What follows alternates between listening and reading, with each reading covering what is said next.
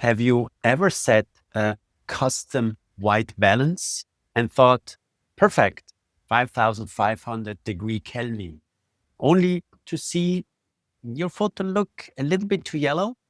Today, I will show you why that happens and how to get the real white balance that makes teeth look exactly like they do in real life.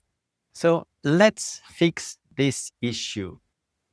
When you perform a custom white balance, your camera measures the color of the light reaching the sensor.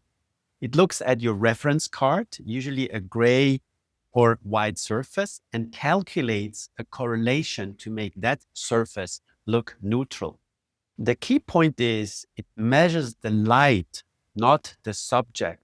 And once it saves that correction, say 5,500 Kelvin, the camera assumes your lighting will never change. But the moment you add a diffuser, change distance, or bounce light, the color spectrum shifts. Your camera doesn't know that. Most cameras assume daylight equals around 5,500 Kelvin, but your flash might actually emit 5,300 Kelvin, and your diffusers warm it even more. So even though the number looks right, the image looks warm, especially on enamel. That's why I always tell my students, trust your eyes, not just the number. You might wonder, when setting a custom white balance, should you use white or gray? If you're using something like the Y-Bal card, you actually have both options. Actually, three options. A white surface reflects more light, giving the camera a stronger signal. Great when your flashes are at low power or when you want clean exposure. But in very bright setups, white can clip highlights and mislead the camera toward a cooler correction. That's why many professionals use a 80% gray surface instead.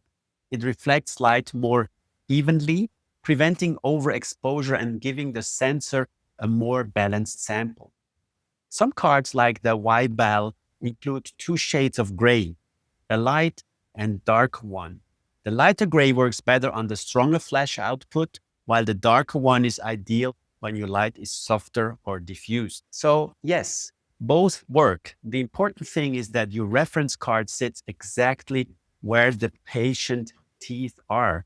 Under the same light, you will use it for your clinical photo. Once you've set a custom white balance, use it as your starting point. Now you can fine-tune Kelvin manually until the teeth on screen match the real ones. Because we are great in comparing colors, brightness, but have a poor color memory. Here's the rule.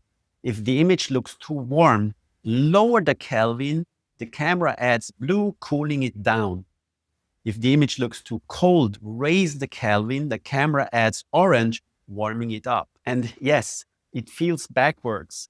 In color temperature, low K looks warm, high K looks cool, the opposite of real heat. Then you are evaluating color. Always look at teeth, not the gingiva. Gingiva has no color, changes with blood flow. You've seen how it turns pale after local anesthesia, but enamel stays constant. That's why I always say teeth don't lie, but be careful not to over dry them. That makes them more opaque and whiter. So remember, custom white balance is just a calibration. The real white balance is the one that makes the teeth look natural on your screen. If you found this helpful, hit the like button and subscribe to Dental TV for more practical tutorials. And for a detailed Kelvin correction cheat sheet, check the Notion link below.